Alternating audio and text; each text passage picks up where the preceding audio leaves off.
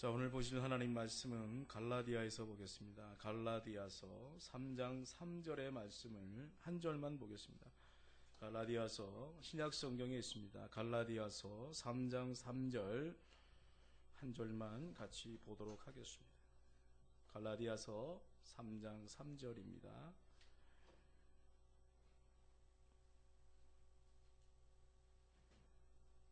갈라디아서 3장 3절. 다 찾은 줄 알고 우리 3절을 같이 한 목소리로 같이 읽도록 하겠습니다. 시작. 너희가 이같이 어리석으냐? 성령으로 시작하였다가 이제는 육체로 마치겠느냐? 자, 오늘 송년주를 맞이해서 아름다운 매듭이라고 하는 말씀의 제목을 통해서 같이 은혜 받는 시간을 갖도록 하겠습니다. 21세기를 시작하면서 세계의 지성이라고 손꼽히는 24인이 함께 모여서 시간의 박물관이라고 하는 책을 펴냈습니다. 이 책의 첫 번째 장의 제목이 시간의 창조입니다. 여기서 어떻게 인간이 시간을 발견하게 되었고 이것을 어떻게 체계화하였으며 이것을 어떻게 삶에 적용했는지를 아주 자세히 다루고 있습니다. 이 책의 편집인으로서 저자를 대표하는 학자는 움베르토 에코라고 하는 분인데, 모든 인류의 문화 안에는 공통적으로 시간의 창조가 있다라고 그는 강조해서 말하고 있습니다. 그러면서 이런 말을 합니다. 인류의 가장 위대한 발견은 바로 시간의 발견이다. 그리고 이것이 인간의 가장 독특한 문화의 특징이다 라고 얘기를 합니다. 그렇습니다. 인간만이 시간의 흐름을 감지할 수 있습니다. 그리고 그 흐름을 잴 수 있는 도구를 발명했는데 그것이 무엇입니까? 바로 시계다라는 겁니다. 더 나아가서 그 시간의 흐름을 매듭을 짓는, 또 거기다 의미를 부여한다라는 것입니다. 그것이 무엇입니까? 여러분, 우리가 생일, 우리가 태어난 생일을 우리가 기억하고 또 생일을 축하하지 않습니까? 또 우리 동양에는 띠가 있어요. 띠. 저 같은 경우는 뭐 돼지띠, 또 누구는 개띠, 뭐 닭띠 이렇게 얘기를 하면서 매듭을 져서, 시간에 매듭을 져서 의미를 부여한다는 것입니다. 그래서 20세기, 21세기 이러면서 세기, 시간마다 매듭을 져서 거기다 의미를 부여하는 것입니다. 그런데 여러분이 잘 알다시피 개나 돼지 같은 동물들은 시간의 흐름을 감지하지 못합니다. 어제, 오늘, 내일과 같은 시간의 매듭을 지을 줄 모른다라는 것입니다. 물론 그 시간의 매듭들이 주는 의미를 찾을 줄도 모른다라는 것이죠. 그래서 동물의 세계에서는 역사가 없습니다. 수천 년이 흘러도 그들에게는 역사가 없습니다. 역사가 남지도 않고, 더 중요한 것은 문화를 발전시키지 못한다라는 것입니다. 그러니까 수천 년 전에 동물의 모습이나 지금의 모습이나 또 앞으로 천년이 지난 후에도 그들은 똑같은 모습이다라는 거예요.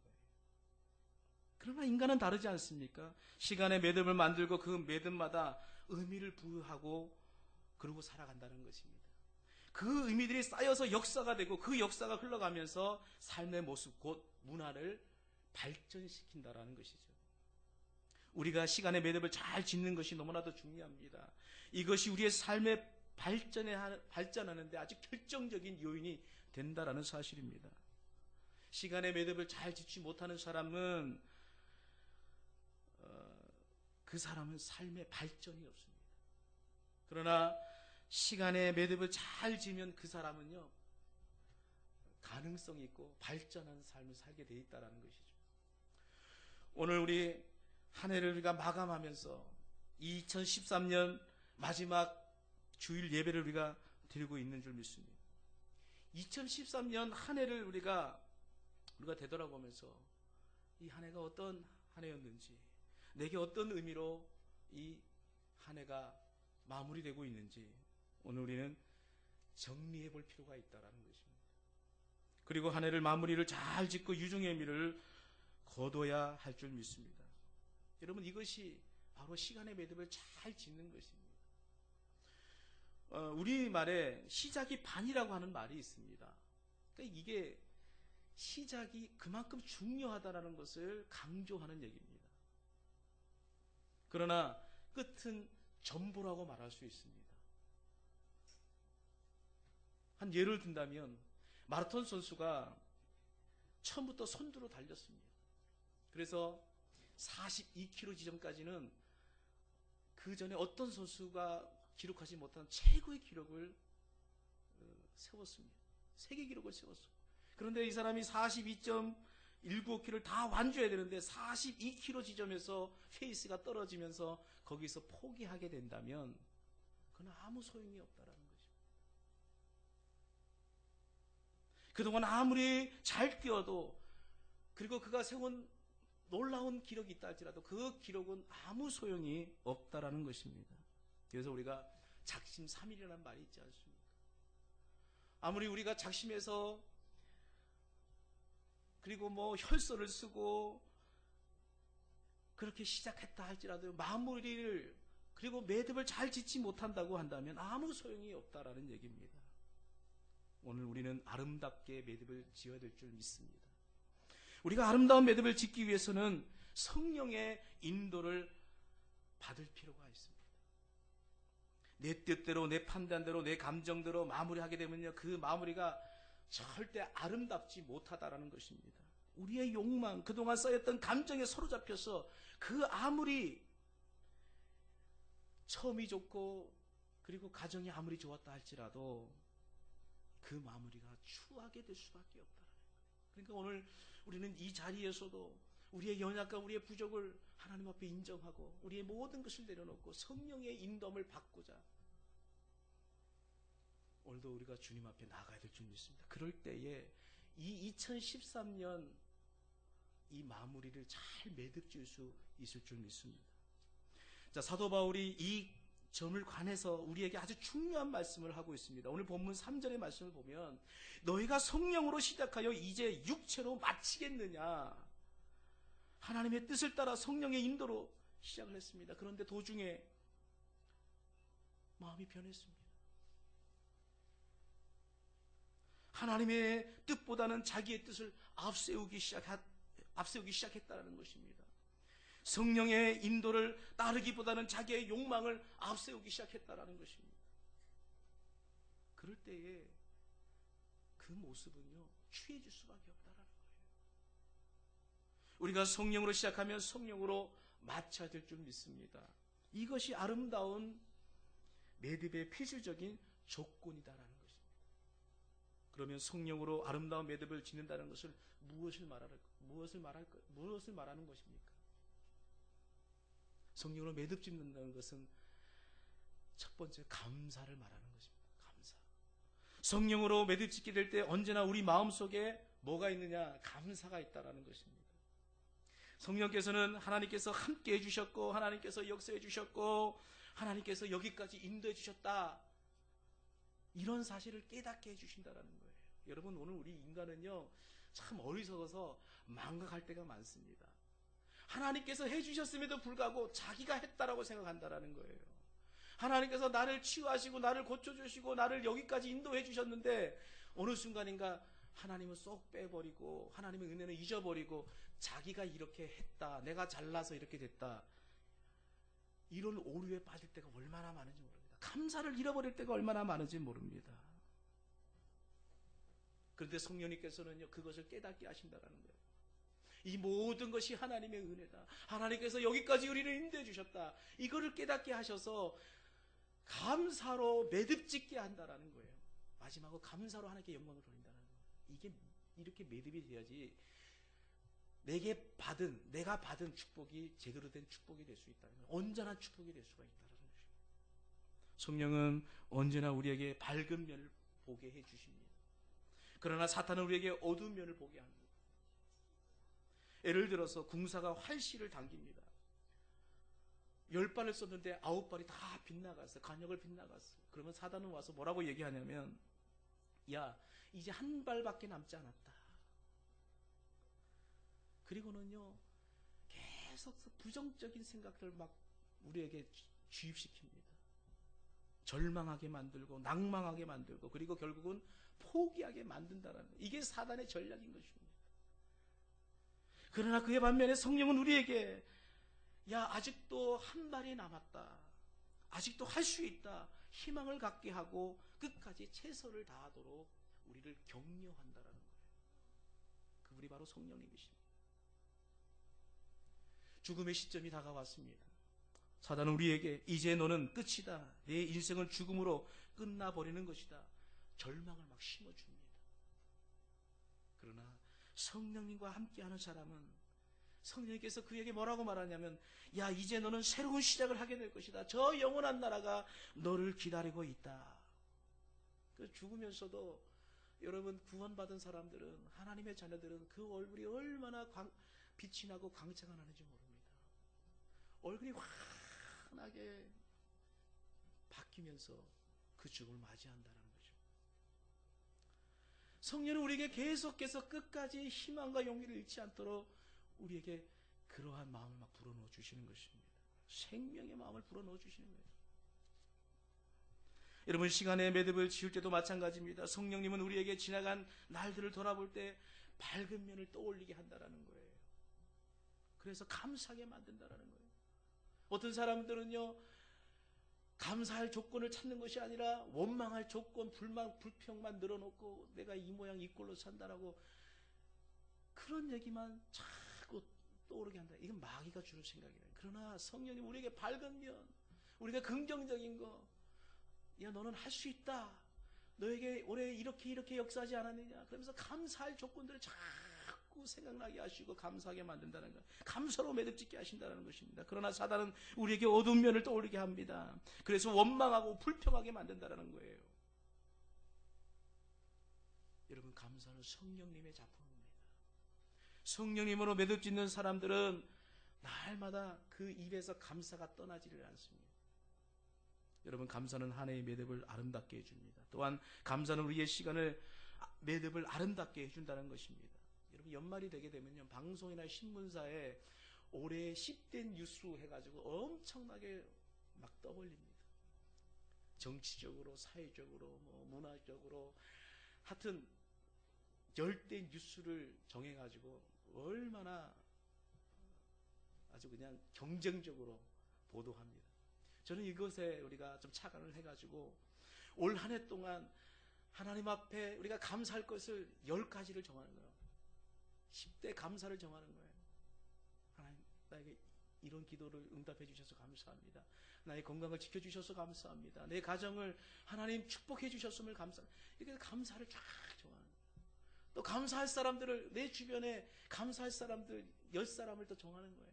목사님, 그리고 권사님, 집사님, 그리고 내 주변에 그 감사할 사람들을 정하고 또 감사하는 거예요. 감사 제목을 막 써보는 거예요. 자, 성도 여러분, 성령의 인도 안에서 감사로 한 해를 매듭지으시기 바랍니다. 감사하는 것은 하나님의 뜻이라는 거예요. 그래서 데살로니가전서 5장 18절의 말씀을 보면 어떻게 감사하라고요? 범사에 감사하라고 우리에게 말씀하고 있는 것입니다. 자, 두 번째는 뭐냐? 화해입니다. 화해. 요즘 노사 간에 얼마나 분쟁이 일어나가지고, 어제도 서울시청에 민주노총 사람들이 막 모여가지고 얼마나 막 데모를 하고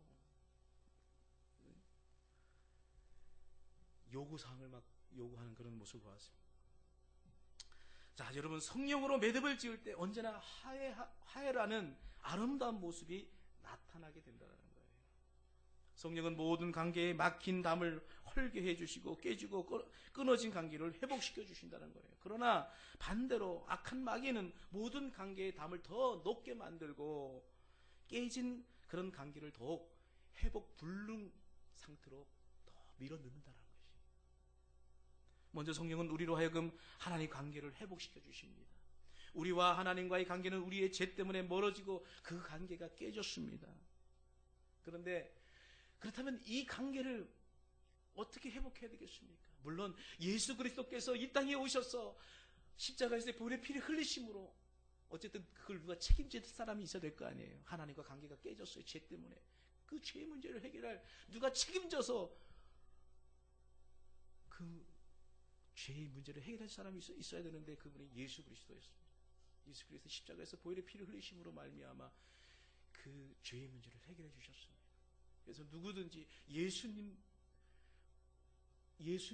통해서 하나님 앞에 나갈 수 있게 되는 것입니다. 그런데 오늘 이제 우리 삶 속에서 계속해서 그 하나님과의 관계를 맺어가는 것은 누구의 도움이 또 필요하냐? 보혜사 성령님의 도움이 필요하다는 것입니다. 성령님이 우리 안에 계셔서 하나님의 영이신 성령님이 계속해서 우리 안에서 말할 수 없는 탄식을 통해서 기도하게도 하게 하시고 하나님과 가까이 가게끔 우리를 도와주신다는 거예요. 여러분 요한복음 16장 7절과 8절의 말씀을 보게 되면 내가 보혜사를 너에게 보내리니 그가 와서 죄에 대하여 의에 대하여 심판에 대하여 세상을 책망하시니라. 여러분 성령께서 우리 마음속에 오시면 우리 안에 있는 죄를 깨닫게 하시고 그것이 얼마나 큰 정말 문제인지 그것이 얼마나 무서운 것인지 책망하시고 책망하시는 걸로 끝나지 않게 책망하는 걸로 끝나지 않고 회개할 수 있도록 우리를 도와주신다는 것입니다. 로마서 8장 1절과 2절의 말씀 보면 그러므로 이제 그리스도 예수 안에 있는 자에게는 결코 정잠이 없나니 이는 그리스도 예수 안에 생명의 성령의 법이 죄와 사망의 법에서 너를 해방하였음이니라. 여러분 성령님께서 우리로 하여금 죄의 문제를 해결해 주시는 것뿐만 아니라 영적인 자유함을 누릴 수 있도록 우리에게 역사하신다는 것입니다. 도와주신다는 것입니다. 자, 그러므로 한 해의 아름다운 믿음은요 하나님과의 관계에 막힌 담을 헐고 깨지고 멀어진 관계를 회복함으로써 이루어질 수 있다라는 것입니다. 그래서 여러분 송구 영신 예배도 우리가 이제 참석하겠지만은 마지막 우리가 하나님 앞에 기도할 때 어떤 기도를 합니까? 1년을 되돌아보고 우리가 하나님 앞에 혹시나 해결을 받지 못한 죄의 문제가 있다고 한다면 그것을 하나님 앞에 가지고 나와서 회개를 해야 된다는 거예요. 그 회개하지 않고서는 제대로 된 마무리가 지어질 수가 없다는 것입니다. 성경 인물 가운데에 다윗이라는 사람이 있습니다. 얘는 너무나 잘 아시는 사람이죠. 자, 이분이 굉장히 신앙인들에게 있어서 존경받는 사람입니다. 여러 이유가 있겠지만 그 중에 가장 큰 것은 뭐냐면 자신의 죄에 대하여 정말 철저하게 회개할 줄 알았다라는 것입니다. 그러니까 결벽증이 있는 것처럼 얼마나 그 죄에 대해서 철저했는지 몰라요.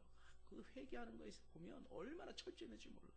시편 38편 말씀에 보게 되면요 그에게 이런 모습이 있음을 우리가 발견하게 됩니다. 4절의 말씀을 보면요 내 죄악이 내 머리에 넘쳐서 무거운 짐 같으니 감당할 수 없나이다.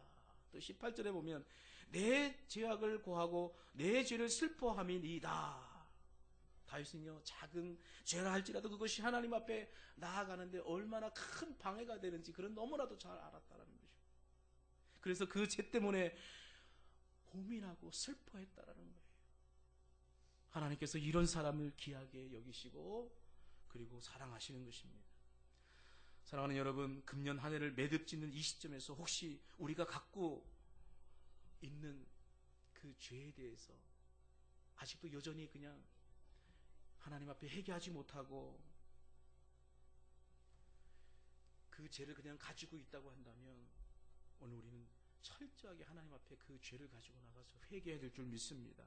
그리고 그 죄를 아파하고 슬퍼하는 오늘 성도가 되야 될 줄 믿습니다. 그럴 때 우리가 하나님 앞에 더욱 가까이 나갈 수 있고 하나님과의 관계가 더 깊어질 수가 있는 것입니다.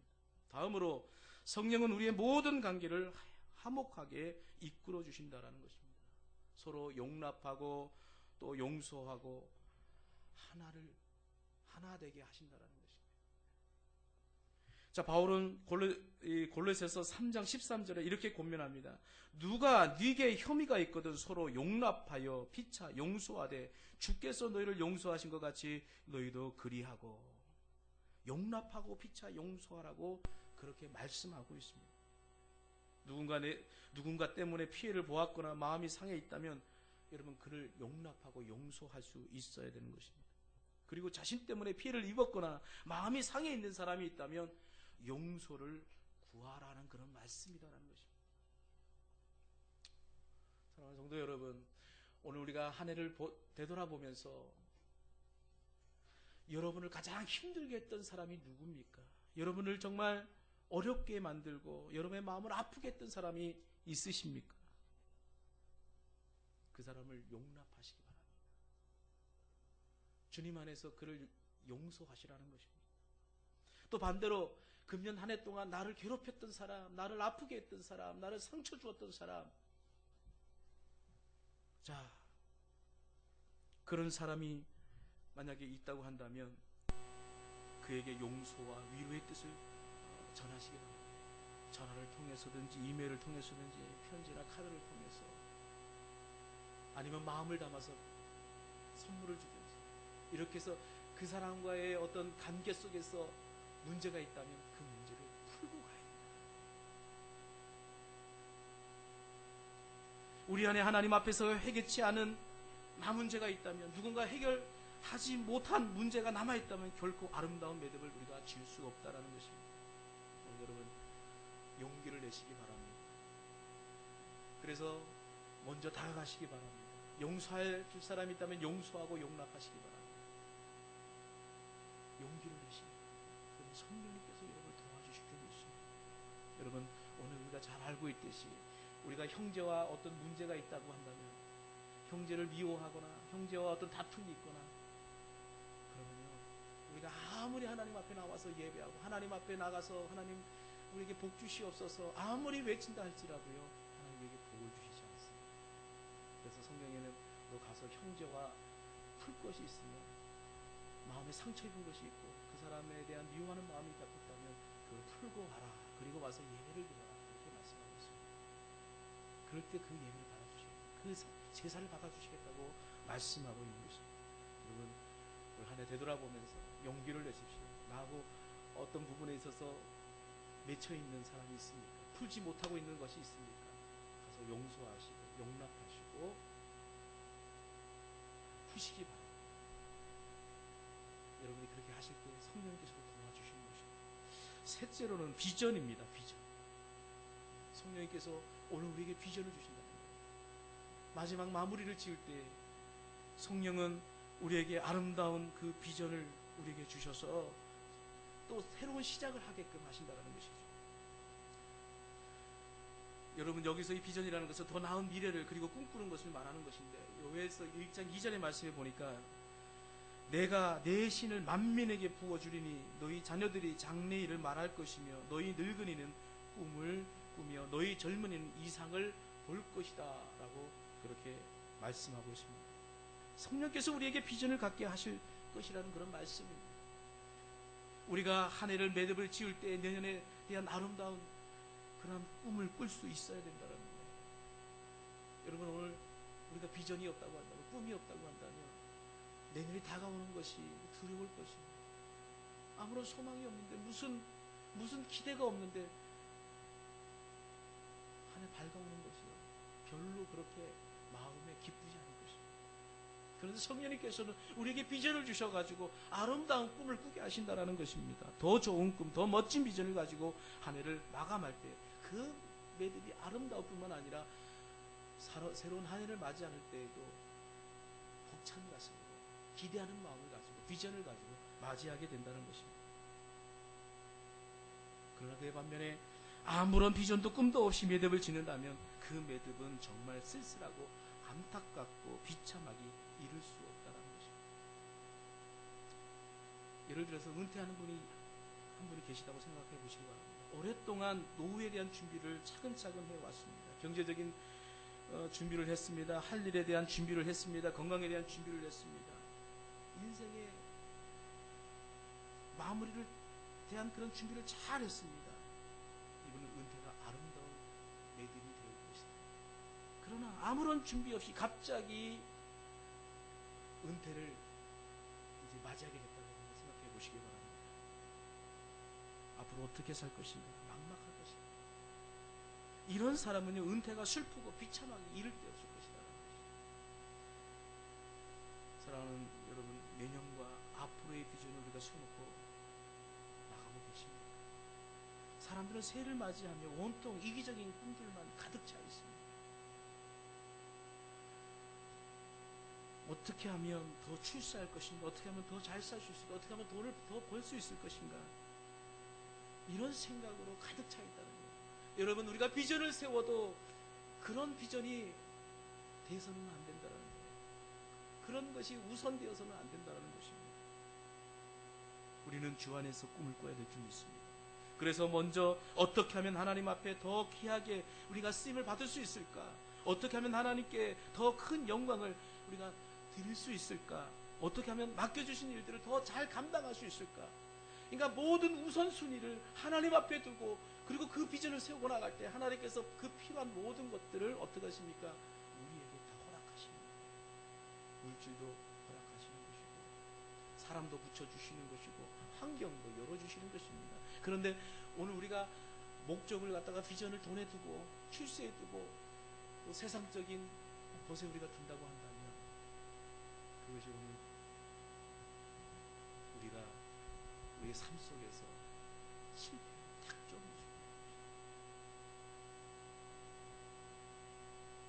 우리는 주 안에서 비전을 갖게 될 때 한 해를 아름다운 매듭을 줄 수 있는 줄 믿습니다. 많은 사람들이 시간의 매듭을 묻는데 실패하고 있습니다. 그 매듭을 잘 묶고 잘 매듭 주고 가야 되는데, 원망과 한숨과 불평과 신세 타령으로 한 해 마무리를, 한 해 농사를 다 망쳐버린다는 것입니다. 그래서 이 세상 사람들은요, 뭐라고 얘기합니까? 모여서 술 마시면서 뭘 한다고 그러죠? 망연을 한다. 말 그대로 이 계절이 망연의 계절이 되고 있다는 것입니다. 너무 괴롭고 힘드니까 기억 속에서 2013년을 털어내고자 하고 있다는 것입니다. 기억 좀 잡고 싶고, 술 먹고 그냥 이 2013년을 빨리 보내고 싶어요.